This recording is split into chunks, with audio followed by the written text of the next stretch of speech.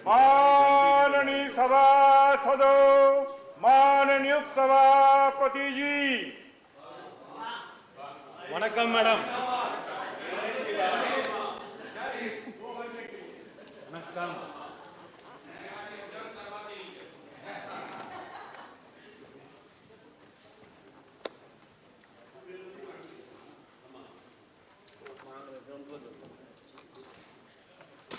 माननीय मंत्री जी।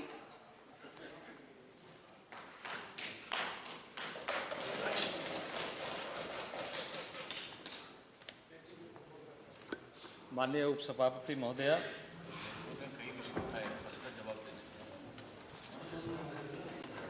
आज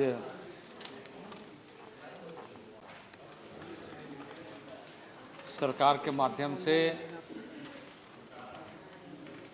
उत्तर प्रदेश से संबंधित अनुसूचित जनजाति के सूची में सम्मिलित करने संबंधी विधेयक, जिस पर कल से चर्चा प्रारंभ हुई है और इस चर्चा में माननीय सदस्य प्रमोद तिवारी से लेकर लगभग 26 से अधिक सांसदों ने अपने अपने सुझाव,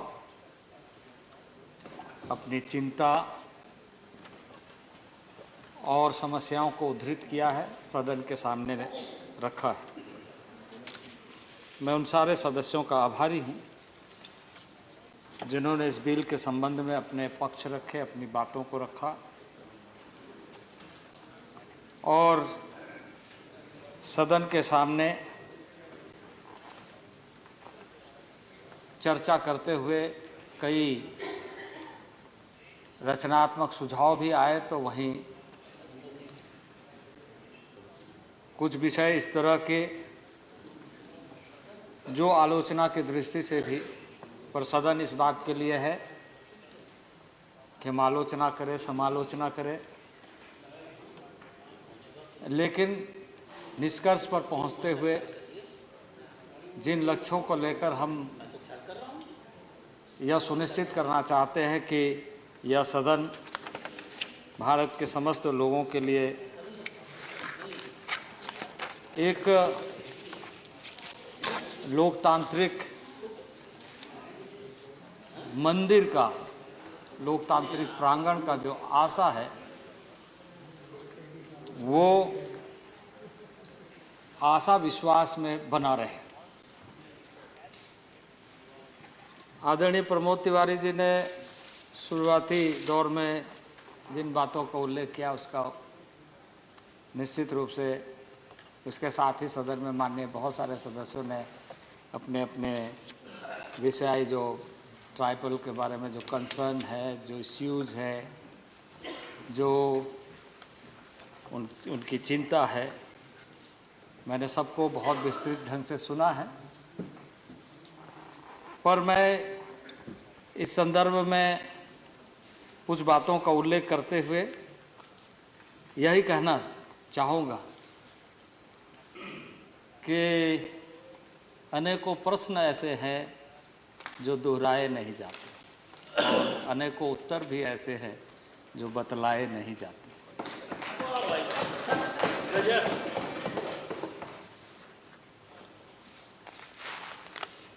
आपने बहुत सारे सवाल इस सदन के सामने खड़ा किया है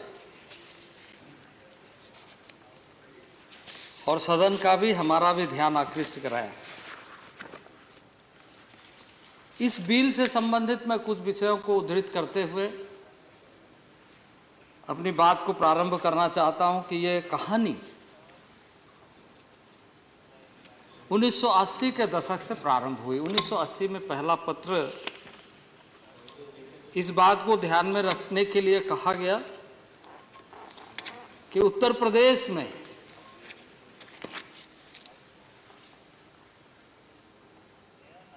का एक इलाका, जिन इलाकों में जनजातीय समुदाय की बाहुलता है और जिसका इस बात को लेकर काफ़ी अध्ययन हुआ है कि ट्राइबल के लिस्ट में, ट्राइबल की सूची में किस तरीके से उन्हें संवैधानिक अधिकारों से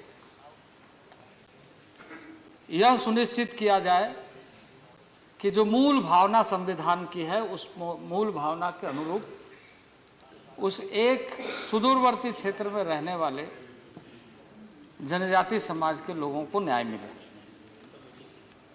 उपसभापति महोदय, 1980 में एक पत्र लिखा गया, माननीय प्रधानमंत्री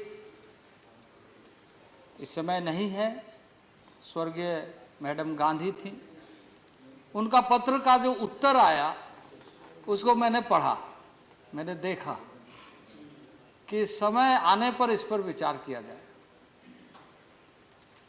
अब विषय ये है कि उस समुदाय के बारे में ऐसे क्यों कही गई?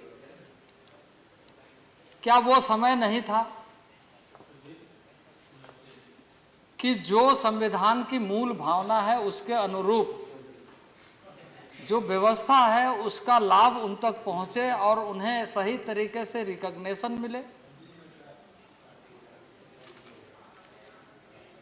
उपसभापति महोदय, और उस समय से लेकर अभी तक के जो कालक्रम है 2022 में आज हम जब चर्चा कर रहे हैं तो हमारे सामने एक बड़ा सवाल ये खड़ा हो रहा है कि किस तरीके से लोगों ने उन दिनों में सोचा है कि ऐसे मामलों का समाधान करने के लिए हमारी इच्छा शक्ति कितनी है। 1960s के आसपास में इस देश में एक समिति बनाई गई थी, खास करके जब यह सवाल देश के सामने उभर कर सामने आया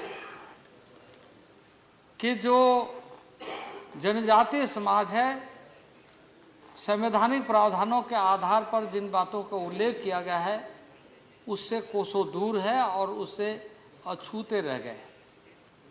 और उस कमेटी का नाम था लोकूर कमेटी। लोकूर कमेटी ने उस अनुशंसा के आधार पर मानक तय करते हुए यह सुनिश्चित किया कि हमें इन बातों का ध्यान रखना चाहिए जो मूल भावना संविधान की है और संविधान के माध्यम से न्याय मिलने की है। और उसमें ये बताया गया कि इन बातों का ध्यान रखते हुए पहला कि जो उनकी रूढ़िवादी परंपरा है, व्यवस्था है, उसको ध्यान में रखते हुए उसके अध्ययन के अनुसार यह सुनिश्चित किया जाए कि वह अनुसूचित जनजाति का सदस्य की पात्रता रखता है। आइसोलेशन लाइफ यानी ट्राइबल प्रकृतिवादी है, सुदूरवर्ती क्षेत्र में रहना पसंद करता है, पहाड़ों जंगलों के बीच में उनका जीवन बसता है और प्रकृति के साथ अनुराश्रय संबंध है। इसलिए इस बात का ध्यान रखा जाना चाहिए कि वैसे क्षेत्र में रहने वाले द्रुह चरित्र को, और इसलिए इस 5 क्राइटेरिया के आधार पर जहां आइसोलेशन को ध्यान में रखा गया, बैकवर्डनेस को ध्यान में रखा गया, प्रकृति के साथ जो उनका विश्वास है उस विश्वास को ध्यान में रखा गया और कहा गया कि इन मूल्यों के आधार पर मुझे कहते हुए यह बड़ा दुख हो रहा है कि लोकूर समिति के अनुशंसा का अनुपालन तत्कालीन सरकार ने नहीं किया, जिस वजह से आज ये समस्या हमारे सामने है। और हम इस समस्या का समाधान माननीय प्रधानमंत्री नरेंद्र भाई मोदी के नेतृत्व में अब करना प्रारंभ कर दिया है और पिछले सत्र में भी कई राज्यों के मामले को हमने इस सदन के सामने लाकर उसका समाधान किया और ये क्रमवार हम ऐसे समस्याओं का समाधान करने के लिए निरंतर प्रयत्न कर रहे हैं। अब 22/4/1981 में उत्तर प्रदेश ने इस गोंड कम्युनिटी के मामले में एक पत्र लिखा था कि ये सारे करैक्टर रखते हैं एसटीज का, क्योंकि जो मूल्यांकन की जो विधि अपनाई गई थी बहुत ही व्यवस्थित तरीके से, व्यापक तरीके से और प्रत्येक बिंदु को ध्यान में रखते हुए कि ट्राइबल जनजाति बाई कैरेक्टर है, उनके एक चारित्रिक गुण है, उनके एक जीवन पद्धति है, उनका एक अपने आप में जिसे कहा जाए कि उसके अपने तरीके से आय उपार्जन का साधन और प्रकृति के साथ जुड़ करके जिसे कहा जाए कि एक इकोलॉजिकल तरीके से रहने की जो व्यवस्था है वो बनी रहे। और इसलिए उन दिनों में 1981 में एससी समुदाय में जो सम्मिलित थे उनको कहा गया कि ये एसटी, क्योंकि इसके कैरेक्टर ये हैं, क्योंकि गौंड अन्य राज्यों में उन दिनों में भी ट्राइबल के सूची में थे। तो ये 1981 में प्रारंभ हुई, लेकिन 1981 से लगातार ये फाइल के आवागमन में बना रहा। कभी फाइल आती थी, कभी फाइल जाती थी, क्योंकि वैसे समुदाय के लोग हमेशा अपनी बातों को रखने के लिए सक्षम नहीं हो पाते कि उत्तर प्रदेश से आकर के यहाँ भारत सरकार में या संसद में अपनी बातों को रखे। उनकी आवाज़ दब गई। 1993 में पहली बार आरजीआई ने इस मामले को सपोर्ट किया कि हाँ, यह गुणात्मक तरीके से यह सारी पात्रता रखता है, और तब से ये फिर प्रारंभ हुआ ऊपर से नीचे फाइल होना। और एक बार लोगों ने सोचा कि इसका समाधान हो गया है, इसका रास्ता निकल चुका है, लेकिन इसके बावजूद भी ये मामले लटके रहे, ये मामले उलझते रहे और इसका समाधान नहीं हुआ। मैं हमारे माननीय सदस्य जिन्होंने इस बात का उल्लेख किया कि हमारी सरकार जब थी या कांग्रेस की सरकार जब थी तो ये हमेशा जनजातीय समाज या आदिवासी समाज की हितैषी रही है, लेकिन ये फाइल बताता है कि आप कैसे हितैषी रहे। ये फाइल आपके सामने दिखता है कि आप किस तरीके से आपने सोचा। इस तरह की कई घटनाएं इस सदन में और भी चर्चा में आएगी, और इसलिए मैं आपके सामने इन्हीं शब्दों के साथ अपने माननीय सदस्य को बताना चाहता हूं कि दिल के लुटने का सबब पूछो ना सबके सामने, नाम आएगा तुम्हारा ये कहानी फिर से है।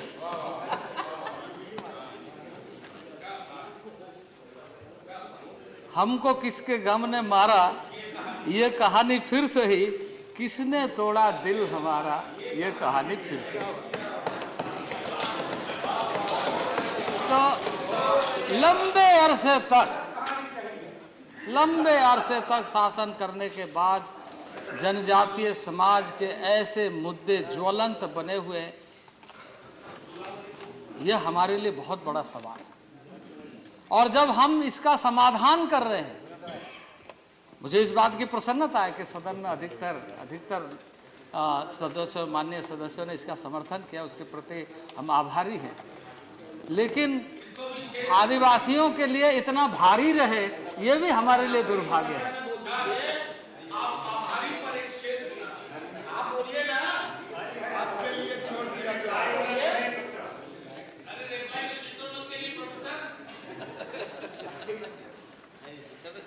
आप यदि कह रहे हैं तो मैं उसके लिए भी कह देता हूं।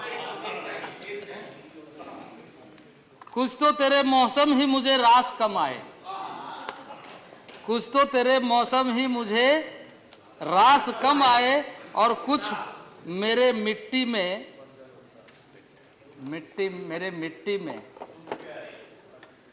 हवाओं में भी बहुत दम था, जिसके वजह से मैं ये कहूँगा कि आपने हमेशा इस बात को ध्यान में रखते हुए कि हमने इसको नज़रअंदाज तो किया है, लेकिन आज अंदाजे बयां में समर्थन भी किया।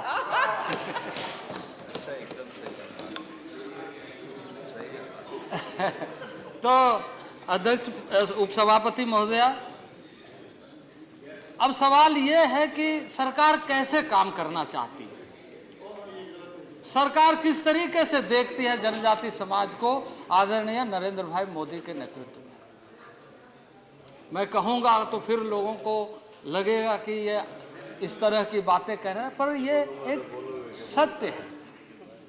इस देश में भारत का नया उदय हो रहा है जब जनजाति समाज को मौलिक सुविधाओं के साथ जोड़ते हुए राष्ट्रीय स्तर पर नहीं बल्कि अंतर्राष्ट्रीय स्तर पर भारत का नाम ऊंचा उठे और जनजाति समाज की जो पृष्ठभूमि है उसको सम्मान मिले। और इसलिए इस देश में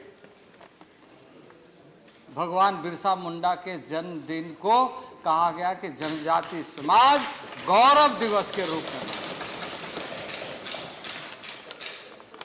उपसभापति महोदय, ये हमारा सौभाग्य है, ये हमारा सौभाग्य है कि भगवान बिरसा मुंडा ने जिस धरती से जन्म लिया उसी क्षेत्र का मैं प्रतिनिधि हूं। उसी खुट्टी जहां पर उनका जन्म हुआ उलीहातू गांव, वो मेरा लोकसभा क्षेत्र।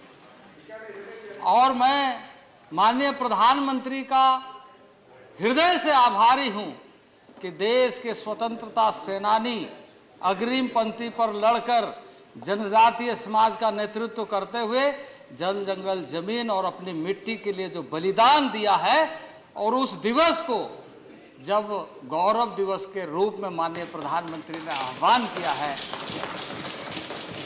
तो वास्तविक रूप से इस मिट्टी का तिलक हुआ है कि बलिदान देने वाले का सम्मान माननीय प्रधानमंत्री नरेंद्र भाई मोदी इस बात को जानते हैं कि देश का सम्मान वैसे लोगों के बलिदान से सींची गई धरती, वैसे लोगों के बड़ी श्रृंखला है। अब आपके सामने मैं कुछ बातों का उल्लेख करूंगा। लोग उस बात को लेकर हो सकता है कि अपनी सोच अलग रखते हों, लेकिन अभी जो टाटिया भील के मामले में जो बातें वक्तव्य आई और जिस तरीके से लोगों ने उस शहीद गांव को एक तरीके से अपमानित करने का काम किया,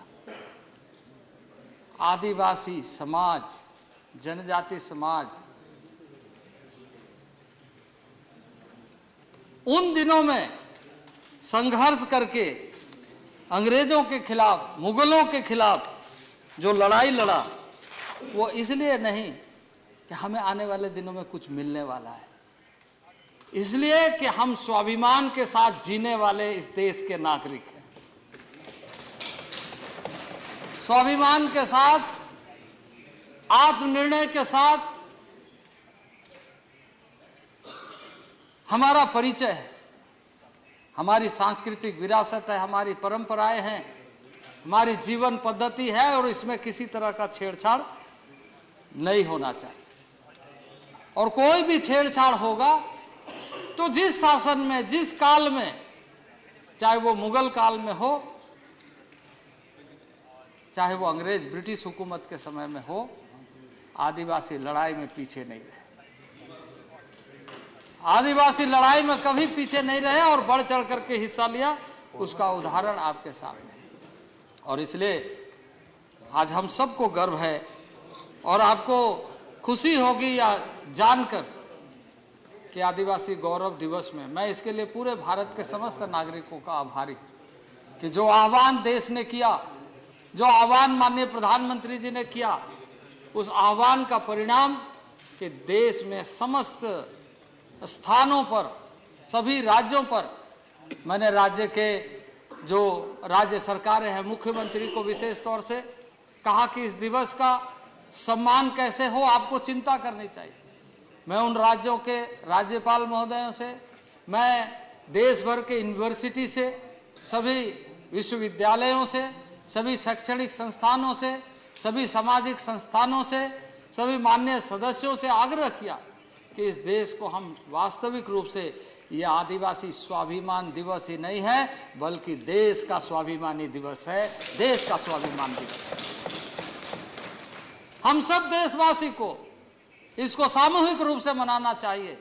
आदिवासी परिवार में जन्म लेने का यह मतलब नहीं है कि सिर्फ आदिवासी स्वाभिमानी दिवस मनाए, स्वाभिमान दिवस, बल्कि देश स्वाभिमान होना चाहिए, क्योंकि उनके खून की बुनियाद से, उनके बलिदान के बुनियाद से आज हम आजाद भारत में लोकतंत्र राष्ट्र, लोकतांत्रिक, दुनिया का सबसे बड़े लोकतांत्रिक राष्ट्र का नागरिक होने का गर्व प्राप्त कर रहे हैं। यह हमारा परिचय है, यह हमारी पहचान है, यह हमारी सांस्कृतिक विरासत है जो हमें प्राप्त हुई। और इसलिए मुझे बेहद प्रसन्नता है इस बात के लिए भी कि जिनका आह्वान माननीय प्रधानमंत्री जी ने कि 15 नवंबर को हम देशवासी मनाएं। और मुझे यह कहते हुए खुशी हो रही है कि उस 15 नवंबर को किस तरीके से देश में हम सब ने मनाया कि पहली बार देश के इतिहास में आदरणीय नरेंद्र भाई मोदी के नेतृत्व में देश की पहली महिला, जनजाति महिला, आदिवासी महिला देश की राष्ट्रपति। कुछ माननीय सदस्यों ने कल चर्चा में इस विषय को लाया कि हम बहुत बड़े हितैषी हैं, शुभचिंतक हैं, लेकिन इस बात को ध्यान में रखना चाहिए कि खुशी होती कि राष्ट्रपति का चुनाव सर्वसम्मति से होता। आपके दिल में इतनी ताकत होती क्योंकि मतदाता आप भी थे।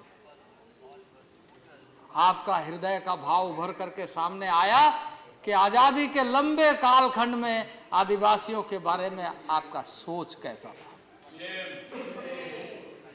आप किस तरीके से लोगों को देखने का काम किया, आप देश के अंदर जनजाति समाज को किस रूप में उपयोग किया या किस रूप में आपने देखा। अब यदि मैं कहूं तो हो सकता है उसके कई मायने लगाए जा सकते हैं, लेकिन ये सत्य के कसौटी पर खरा उतरने वाला विषय है कि यह हिम्मत, ये परिचय, ये ताकत, ये देश की जो सार्वभौमिक व्यवस्था और लोकतंत्र की जो ताकत है, उसको दिखाने का यदि किसी ने इस देश में और दुनिया में भी बताने का काम किया तो वह प्रधानमंत्री नरेंद्र भाई मोदी, जिन्होंने कहा कि उस वर्ग से माननीय राष्ट्रपति का चुनाव होना चाहिए। और अपने राष्ट्रीय अध्यक्ष जेपी नड्डा जी को मैं इसके लिए आभार व्यक्त करता हूं, जिनके अध्यक्षता में एनडीए ने इस बात का फैसला करते हुए देश का राष्ट्रपति एक जनजाति महिला वर्ग से, और वो देश के राष्ट्रपति है। कई बार उनके बारे में कुछ आलोचना, कुछ बातें सुनने को मिली, वो देश के राष्ट्रपति है, पर उनके बारे में भी कुछ लोगों ने आलोचना प्रारंभ कर दिया। यह दुर्भाग्य है। मैं जनजाति विषय पर, सूचीबद्ध करने के विषय को रखते समय इस बात पर ज्यादा बल देना चाहता हूं कि ऐसी चीजें लोकतंत्र को कमजोर करती है, यह ध्यान में रखने की जरूरत है। जिस तरह से पिछले दिनों में कुछ लोगों ने चर्चा किया, वो बड़ा दुर्भाग्यपूर्ण था। इसी तरीके से महोदय, मैं आपको बताना चाहता हूं कि जहां लोकतांत्रिक मूल्यों के आधार पर एक व्यवस्थित तरीके से सभी को प्रतिनिधित्व का अवसर मिले, काम करने का अवसर मिले, तो वहीं आम नागरिक, जनजाति समाज का, चाहे वो महिला हो या पुरुष हो, उनको 21वीं सदी में पीछे न रहे, इसके लिए माननीय प्रधानमंत्री जी ने कार्य योजना बनाया। और कार्य योजना बनाकर उसको कैसे गतिशील किया जाए, कैसे आगे बढ़ाया जाए। अभी प्रश्नकाल में मैं एक प्रश्न का उत्तर देते समय कहा कि इसके पहले जो स्कूल का प्रबंधन होता था वो आर्टिकल 275(1) के तहत राज्यों को आवंटन दे करके अपनी औपचारिकता पूरी की जाती थी। क्या हमने राज्यों को कुछ पैसा दे दिया? राज्यों को पैसा दे दिया और वो पैसा राज्य खर्चा कर रहे हैं और उससे आदिवासियों का भला हो रहा है। राज्यों को आपस में बात न करें। योजनाओं के आधार पर राशि उपलब्ध कराना, जो राज्य की आवश्यकता है वो निश्चित रूप से होना चाहिए और भारत सरकार उस मामले में कहीं कोई कोताही नहीं बरतती। लगातार हम राज्यों के साथ काम कर रहे हैं। राज्य की जो आवश्यकता है उन आवश्यकता को कि जिससे जनजाति समाज को लाभ मिले और उसको कैसे गतिशील बनाया जाए, कैसे आगे बढ़ाया जाए, इसका लगातार कोशिश हो रहा है और इसके तहत मैं आगे बताऊंगा कि किस तरीके से राज्यों के साथ मिलकर 238A।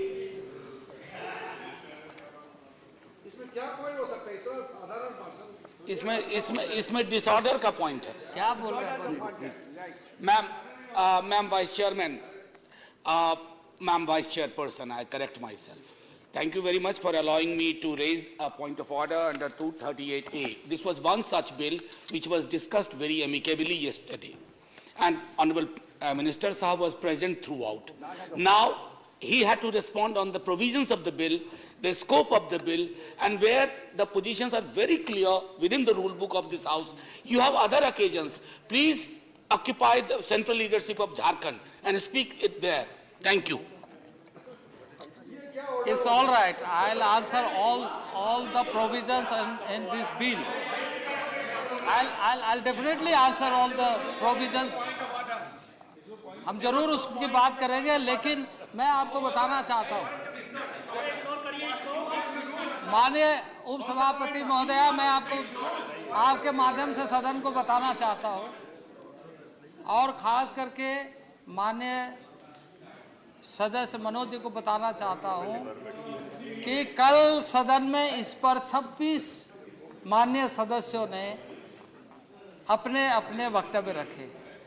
उसमें बिल पर कितनी बातें हुई उस बात का ध्यान भी आप रखिए और ट्राइबल से रिलेटेड इश्यूज पर कितनी बात हुई ये भी आप ध्यान में रखिए और तब आपको ध्यान में आएगा कि ट्राइबल डेवलपमेंट के बारे में कितने लोगों ने बात किया, कॉन्स्टिट्यूशनल सेफगार्ड्स के बारे में कितने लोगों ने बात किया, कितने लोगों ने चिंता जाहिर की। और सदन की मर्यादा तभी बनती है जब माननीय सदस्य कोई पूछते हैं, कोई सवाल करते हैं, उसका भी उत्तर सदन में आपके माध्यम से देना जरूरी है। इसलिए जो प्रोविजन है उसके बारे में तो मैं कह ही रहा हूँ। Honorable Minister, please address the chair. तो मैं उन बातों का तो जिक्र कर ही रहा हूँ, उनके साथ साथ जो माननीय सदस्यों ने उद्गार व्यक्त किए, व्याकुलता दिखाई है, उसका भी मैं उनको उत्तर देना चाहता हूं। क्योंकि इस बात को क्यों नहीं सुनना चाहते? क्वेश्चन तो उन्होंने खड़ा किया। पिछले 8 वर्षों में माननीय नरेंद्र भाई मोदी के नेतृत्व में जिस तरीके से विकासात्मक कार्य हुए, उसका मूल्यांकन करने का आपने कभी काम किया? आप अगर 2014 के पहले के अलॉटमेंट को ही सिर्फ देखें, मैं आपको पूरी डिटेल्स आपको बताना चाहता हूं, मैं सदन को बताना चाहता हूं कि 2014 के पहले के अलॉटमेंट को आप देखिए और 2014 के बाद के अलॉटमेंट को आप देखिए तो आपको सहज अंदाजा लग जाएगा कि सरकार के डेवलपमेंटल अप्रोच क्या है। प्लीज और इसलिए माननीय अध्यक्ष महोदय, ये उन बातों को क्यों नहीं सुनना चाहते?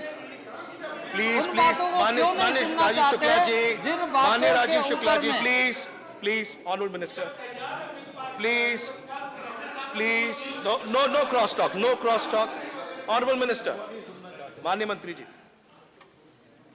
और इसलिए मैं बताना चाहता हूं कि 2013-14 में आप यदि देखें तो जो एसटी कंपोनेंट के लिए जो राशि आवंटित की जाती थी उसका जो कुल प्रावधान था वो 24,594 करोड़ रुपया था।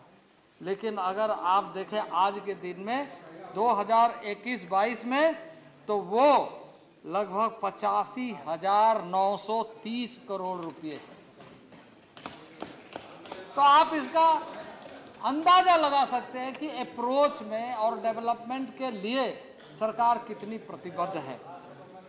और अगर वृद्धि को देखें तो वो 256% से अधिक है। अब आजादी के लंबे कालखंड में, और मैं उस बात का आज उल्लेख निश्चित रूप से कहूं कि यह समस्या के मूल में किस तरीके से लंबे कालखंड तक शासन करने वाले लोग रहे हैं। उपसभापति महोदय, 1952 में सरकार आई आजादी के बाद, और उसके बाद पहला पंचवर्षीय योजना बना। उस पंचवर्षीय योजना का उद्देश्य क्या था? देश के कृषि क्षेत्र में, एग्रीकल्चर में, भारत गांव का देश है, भारत की अर्थव्यवस्था कृषि आधारित। आपने उसके बाद नेक्स्ट 5 ईयर प्लान में क्या किया? नेक्स्ट 5 ईयर प्लान में आपने इंडस्ट्रियल रेवोल्यूशन की बात की, और इंडस्ट्रियल रेवोल्यूशन की बात की, ये मैं मानता हूं कि आपने आधुनिक भारत की बात की, इंडस्ट्रियल रेवोल्यूशन की बात की। उद्योग होना चाहिए, किसके शर्त पर होना चाहिए, किनके शर्त पर होना चाहिए, और क्यों यह समस्या हुई, और क्यों इस तरीके से दोनों तरफ से समस्या खड़ी करने की कोशिश हुई। इंडस्ट्रियल रेवोल्यूशन के नाम से अपने अंधाधुंध तरीके से बगैर चीजों को समझे उन आदिवासियों के जमीनों को हड़पने का काम किया, जो बदस्तूर लंबे कालखंड तक आदिवासी समाज झेलते रहे। 1962 के अंदर क्यों यह कमेटी बनाने की बात आई? ढेबर कमीशन क्यों बनाई गई? और ढेबर कमीशन इसलिए बनाई गई क्योंकि उन दिनों में यह समस्या खड़ी हुई कि जनजाति समाज इस देश के अंदर जो आजादी के लड़ाई में अपनी खून बहा करके सींचने का काम किया, उसको बर्बाद करने का काम अंधाधुंध तरीके से हो रहा है, और जिसके कारण इस देश में एक नई समस्या, और उसको भी दूसरे तरफ से हवा देने का काम किया। एक तरफ से उसे उजाड़ने का काम और दूसरे तरफ से उस समस्या को और बढ़ाने का काम किया, और जिसके कारण 1971-72 में इस देश में प्रॉक्सी नक्सलिज्म शुरू हुई और आदिवासियों को इस्तेमाल किया गया। आदिवासी बड़े पैमाने पर उसमें उलझ गए। इस इतिहास को नहीं भूलना चाहिए। और आदिवासी समाज अपने न्याय के लिए, उन्होंने सोचा आजादी के लिए हम लड़ाई लड़े, आज हमारी जमीन लूटी जा रही है, हम जमीन के लिए फिर से लड़ाई लड़ेंगे। और प्रॉक्सी तरीके से उस समय में चाइना ने वैसे चीजों को हवा दिया वामपंथी आंदोलन के नाम पर, आर्म्स स्ट्रगल के नाम पर इस देश में लोगों ने हथियार पकड़ने का काम किया। वो हथियार ऐसे वामपंथी लोगों ने मुहैया कराने का काम किया, और इस देश की अर्थव्यवस्था को भी, इस देश को भी भारी नुकसान पहुंचाया, और आदिवासियों की जमीन लूटी गई। यह हकीकत है, यह सच्चाई है, और यह इसके बाद लगातार चलती रही। और आज ये समस्या का समाधान जब हम कर रहे हैं तो कह रहे इस पर चर्चा क्यों कर रहे हैं। हमारे माननीय सदस्य आज सदन में नहीं है, जिन्होंने, मैं सोचा कि उनके साथ थोड़ा सा सामने से वार्ता करूं, मैं उनके प्रश्नों का उत्तर देना चाहता हूं। लेकिन उपसभापति महोदय, अपनी बात कह करके निकल जाना इनके फितरतों में है, ये सुनना नहीं चाहते। आदिवासी समाज वर्षों से जंगल में एक लोकतांत्रिक मूल्यों को बरकरार रखते हुए विश्वास व्यक्त किया, अपनी पहचान की निरंतरता को बनाए रखने के लिए लोकतांत्रिक व्यवस्था में विश्वास करते हुए लगातार जिया है। उस समाज के बारे में मैं निश्चित रूप से ये बताना चाहता हूं कि उस समाज के बारे में जब आप कहें तो इस बात को ध्यान में रखते हुए कहें कि ट्राइबल जनजाति समाज एक चारित्रिक गुणों के आधार पर जीने वाला समाज है। बदलने वाला समाज नहीं है, क्योंकि वो अपने आप को नेचुरल साइंस के साथ देखता है। वैज्ञानिक दृष्टिकोण उनके जीवन पद्धति में है। आज आपने जो नुकसान पहुंचाया उसकी चर्चा दुनिया में, देश में, सभी जगहों में हो रही है। ग्लोबल वार्मिंग की चर्चा हो रही है, क्लाइमेट चेंज की चर्चा हो रही है। इन चर्चा के पीछे की बुनियाद में मैं आपसे बताना चाहता हूं। Please honourable member, thank you. Honourable minister, मुझे मालूम है आप इन सारी बातों को सुनना पसंद नहीं करेंगे, मुझे मालूम है, लेकिन मैं आपको सुनाऊंगा, इस सदन को सुनाऊंगा, क्योंकि आपने कभी उन्हें समझने का कोशिश नहीं किया। और अगर आप समझते तो महामहिम राष्ट्रपति के चुनाव में अपने कैंडिडेट को विड्रॉल कराते।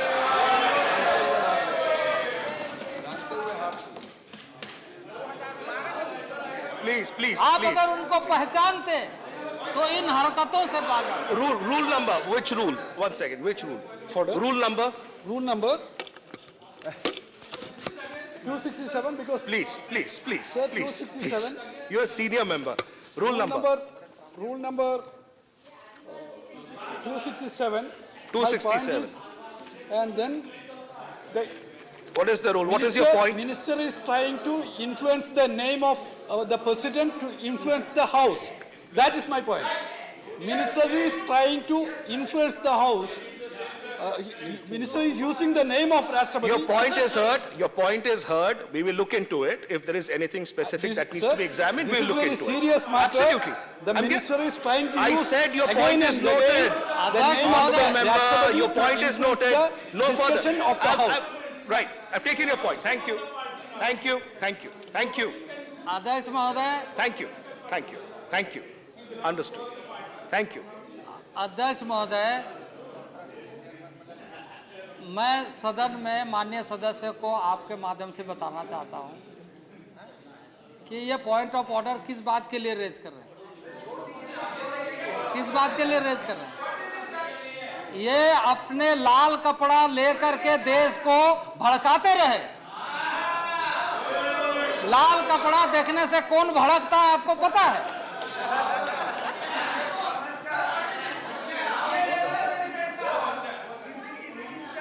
अब ये सुनने का मिजाज नहीं रखते।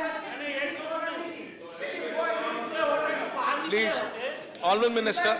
इसलिए माननीय उपसभापति महोदय, Honorable Minister. जिन कार्यों को आज इस मंत्रालय के माध्यम से किया जा रहा है, अभी ये एक हमने उत्तर प्रदेश से संबंधित जिसमें 4 नए जिला बने, उन 4 नए जिला को सम्मिलित करते हुए संवैधानिक अधिकारों के आधार पर सूचीबद्ध किया जाए, ये प्रस्ताव ला करके हमने सदन को बताने की कोशिश की है कि वैसे समाज के लोगों के प्रति हमारी धारणाएं बदलनी चाहिए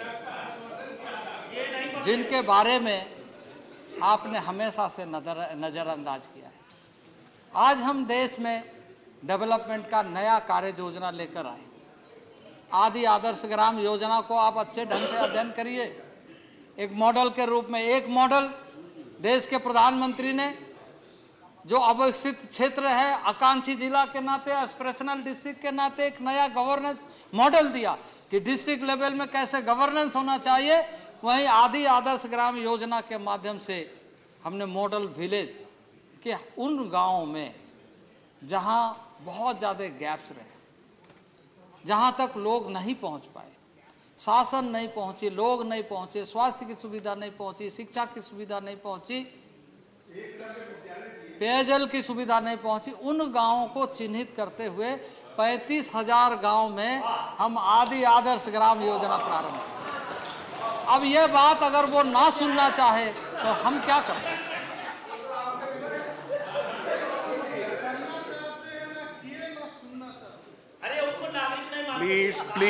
Please, Honorable Minister.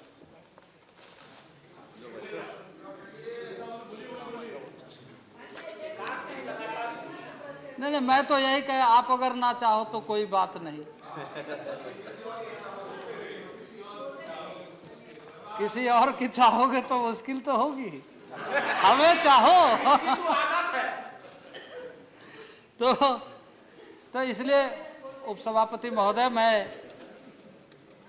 इस सदन में जो भारत सरकार के अप्रोच है, भारत सरकार के कार्य योजना है, भारत सरकार की दृष्टिकोण है जनजातीय समाज के समस्याओं का समाधान करने के लिए, ये जनजातीय समाज का, आदिवासी समाज का समाधान करने का रास्ता।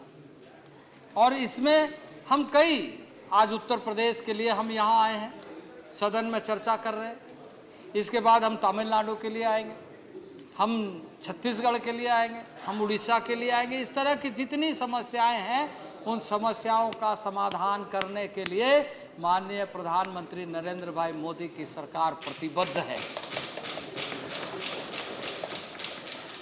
क्योंकि हम चाहते हैं उनका शैक्षणिक विकास होना चाहिए, आर्थिक विकास होना चाहिए, संवैधानिक प्रावधानों के साथ जुड़ करके उसको न्याय मिलना चाहिए।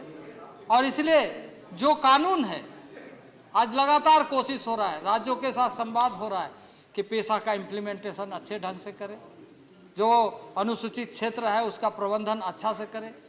हम FRA का लगातार चर्चा कर रहे हैं, मॉनिटर कर रहे हैं, और उसमें हमें उपलब्धि मिल रही है। मैं आपको बताना चाहता हूं अध्यक्ष महोदय कि FRA के माध्यम से लगातार जो कोशिशें हुई है, और उसमें जितने क्लेम्स का डिस्पोजल राज्य जल्दी से जल्दी करे, इसका कोशिश हो रहा है। और आपको मैं बताना चाहता हूं कि जो कम्युनिटी फॉरेस्ट राइट है, उस पर हमारा ज़्यादा बल है, ज़्यादा हम कोशिश कर रहे हैं। और उसको इकोनॉमी के साथ कैसे जोड़ा जाए, वन और वन का प्रबंधन के साथ साथ वनोपज की सही व्यवस्था करते हुए एक आम जंगल में बसे हुए गांव का नागरिक आत्मनिर्भरशील बने, वहाँ के जो संसाधन है उसका उपयोग करते हुए। इसके अलावा शिक्षा में मैंने जैसे कहा कि एकलव्य मॉडल स्कूल या 29,000 करोड़ से अधिक की एक योजना समयबद्ध तरीके से पूरा करने की चल रही है।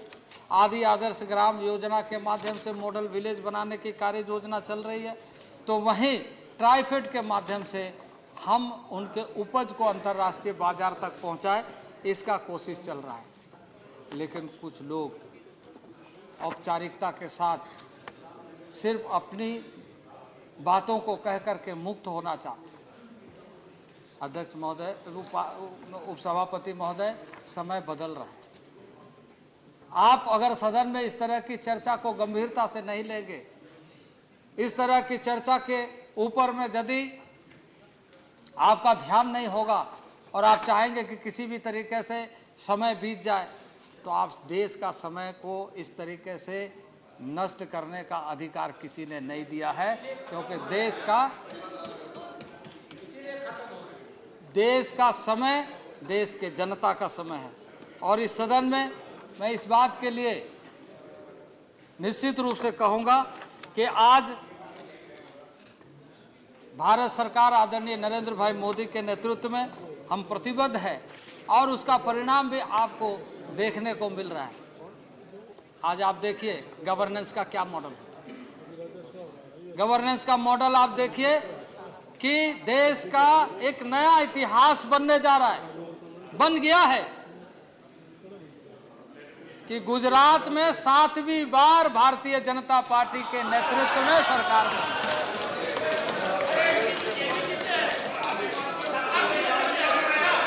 प्लीज। और उसमें प्लीज 7 बार मेंबर गुजरात की जनता ने भारतीय जनता पार्टी पर विश्वास किया है। और आप वहां का आंकड़ा देख लीजिए, आज जिन आदिवासियों के नुमाइंदे बनकर देश में सबसे लंबे कालखंड तक शासन किया, जिन लोगों ने हमेशा धोखा देने का काम किया, अब उनका विश्वास आज की व्यवस्था पर, नरेंद्र भाई मोदी पर कैसे है कि 100% गुजरात के ट्राइबल भारतीय जनता पार्टी के विधायक के रूप में चुन करके आए और लगातार उसमें बढ़ोतरी हुई।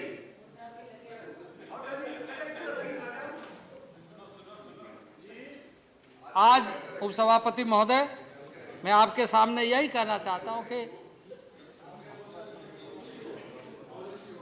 आदिवासी समाज इस देश के अंदर, इस देश की ताकत है। और इस देश की ताकत कैसे है? आप इस तरह से सदन में चर्चा करके आप क्या संदेश देना चाहते हैं? इस देश के तमाम सरहदों में, लेह लद्दाख से लेकर अरुणाचल से लेकर मिजोरम, मणिपुर, त्रिपुरा, सिक्किम, मेघालय, जितने भी आप बॉर्डर इलाका देखिए, फोर्स के पीछे अगर कोई खड़ा है तो आदिवासी समाज खड़ा है। और वो कभी समझौता नहीं करता अपने मिट्टी से, वो जगह नहीं छोड़ना चाहता है।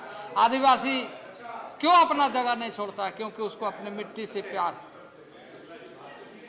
नेगेटिव टेम्परेचर, माइनस टेम्परेचर में सेना के जवान नौकरी करते हैं, ड्यूटी करते हैं, जिम्मेदारी निभाते हैं और उसके साथ मिलकर के जीने और मरने के वादे के साथ वहां पर आदिवासी हमेशा खड़ा है। उस समाज के बारे में आप यहां पर इस तरह की चर्चा करते हैं। चाहे वो जम्मू कश्मीर का उन पहाड़ी इलाकों को देखिए, चाहे लेह लद्दाख का उन पहाड़ी, उन बर्फीली चोटियों को देखिए, चाहे अरुणाचल के उन सीमाओं को देखिए, जहां पर हमेशा आपको दिखाई देगा कि आदिवासी खड़ा है। आपके पीछे भी आदिवासी खड़ा है अपने मिट्टी, अपने वतन, अर्जुन जी आपके पीछे अपने please please please please please माननीय ऑनरेबल मेंबर प्लीज।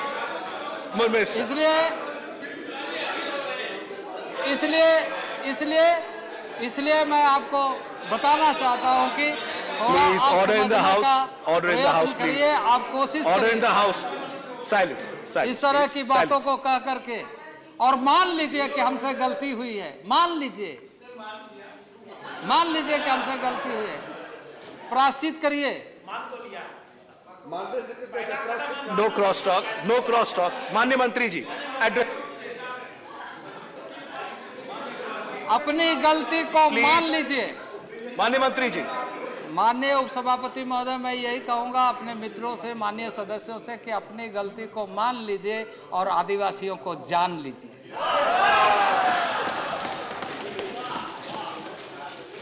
और आदिवासियों को जानने का अगर गलती करिएगा तो फिर आपको वैसा ही, वो जमाना अलग था कि आदिवासी समाज जंगलों में रह करके, ये ठीक है जंगलों में प्रेम करता है, लेकिन ऐसे लोगों को वनवास भी कर देता है।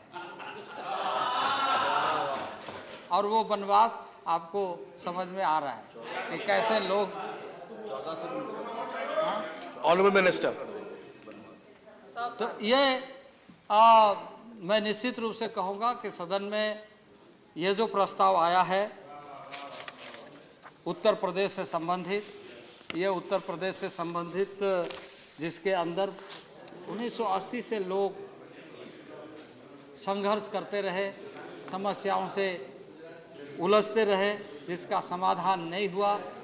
और आज इस बात की खुशी है कि इस प्रोविज़न के माध्यम से अब वहाँ के लोगों को न्याय मिलेगा।